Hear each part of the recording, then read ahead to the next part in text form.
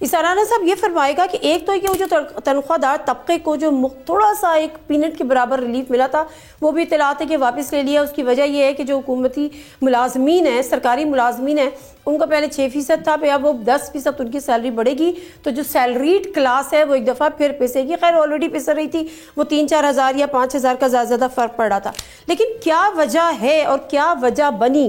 ویسے تو جو ہمارے وزیر خزانہ انہوں نے کہا کہ صنعت کار نہیں مان رہے تھے, جو مزدور کی کم از کم اجرت نہیں بڑھائی, لیکن کیا یہی وجہ تھی اور اتنا پریشر صنعت کاروں کا کہ آپ چیئرمین سینٹس کی تنخواہوں میں لاکھوں روپے کا اضافہ کر رہے ہیں اور وہاں پہ اب 4-5 ہزار روپے نہیں بڑھا سکتے؟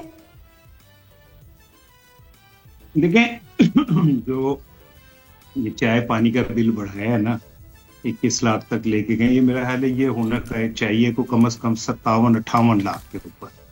کوئی بندہ پیزا بھی مانگ لیتا آ کے, وہ کہتا ہے میں نے شاورما کھوا دیو, وہ کہتا ہے یار مجھے سلطان کی نہ حلیم لاہور سے منگوا دو. تو دیکھیں نا خرچہ تو بڑھ جاتا ہے نا. تو خالی چائے تو کوئی بھی نہیں مانگتا, کوئی شاید کہہ دے کہ مجھے کیک رس بھی کھلا دو ساتھ, تو یہ ناانصافی ہے. آپ جسٹیفائی کر رہے ہیں, آپ اس اضافے کو جسٹیفائی کر رہے ہیں کہ ان کو بسکٹ بھی کھلانے پڑتے ہیں, شاورما بھی کھلانا پڑتا ہے, کسی کو کیک بھی دینا پڑتا ہوگا. ہاں جی ہاں, تو یہ تو ان بیچاروں کے ساتھ ظلم ہے. یہ تو سارے پیسے 22 لاکھ چائے میں خرچ ہو جائیں گے.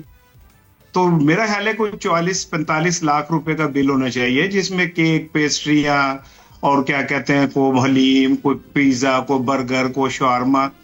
تو آ کے جو بھی آئے وہ پیٹ بھر کے کھانا کھانے کے لیے آئے, کیونکہ ان کے پاس کھانا کھانے تو آتے ہیں لوگ, اور کس کام کے لیے آتا ہے؟ یہ کام جو کہتے ہے کوئی نہیں, کسی کا کام کیا کر سکتے ہیں. پھر تو سر سب سے بڑا نعرہ یہ ہوگا کہ چلو چلو چیئرمین سینٹ کے پاس چلو, اور چلو چلو اور اسپیکر قومی اسمبلی کے پاس چلو.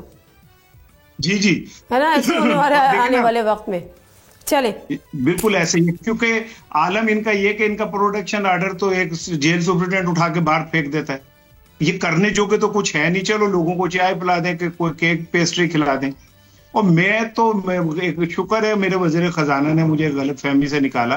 میں سمجھ رہا تھا یہ جو بجٹ ہے یہ IMF نے بنا کے دیا ہے, لیکن وہ کہہ رہے ہیں کہ نہیں IMF کے ساتھ سرمایہ داروں نے بھی بنا کے دیا کہ یہ ملک کیسے چلنا ہے.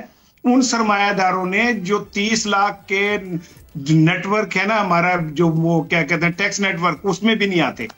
اور اس میں آتا کون ہے؟ آپ, میں, رانا صاحب.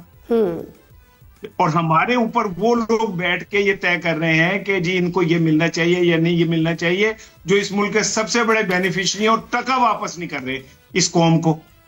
اور تیسری بات یہ کہ یہ جب ہم کہتے ہیں نا سیلری کلاس کی تنخواہ بڑھا دی, تو کتنی سیلری کلاس ہے سرکاری جو آٹے میں نمک کے برابر سرکاری ملازم, اور آپ کہتے ہیں, میں کہتا ہوں کہ سرکاری ملازمین تو کام ہی نہیں کرتے.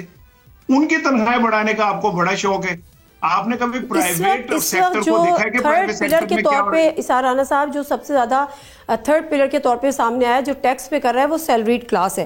تنخواہ دار طبقہ یعنی 368 ارب یہ جو ہمارا سال گزرا ہے فسکل ہے, اس میں جمع ہوئے, جو کہ 2022 اور 2023 میں 103 ارب 74 کروڑ تھے, یعنی 39% جو ٹیکس پہ کیا ہے وہ میں نے, آپ نے اور عامر الیاس رانا صاحب کی تنخواہوں سے گیا ہے. سبسکرائب کریں اور بیل دبائیں تاکہ کوئی خبر رہ نہ جائے.